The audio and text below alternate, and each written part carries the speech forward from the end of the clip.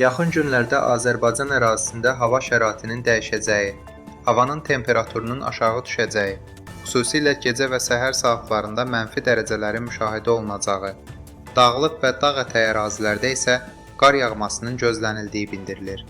Bu barədə Qlobalaza Azərbaycan Avtomobil Yolları Dövlət Agentliyindən məlumat verilib. Bildirilib ki, bu səbəbdən sürücülərdən, xüsusilə dağlıq və dağ ətəyi ərazilərdən keçən avtomobil yollarında hərəkətdə olarkən son dərəcə diqqətli olmaları xahiş olunur. İdarə etdikləri nəqliyyat vasitələrinin qış fəslinə uyğun texniki cəhətdən saz vəziyyətdə olmasına, ən azı qış şinləri ilə təchiz edilməsinə xüsusi diqqət yetirilməlidir. Eyni zamanda bu cür hallar agentliyin qar təmizləyən və yol istismarına cəlb olunan xüsusi texnikasının zəruri ərazilərə vaxtında çatmasına da əngəl yarada bilər. Qurum sürücüləri hava şəraitini nəzərə almağa və səfərə hazırlıqlı çıxmağı tövsiyə edir.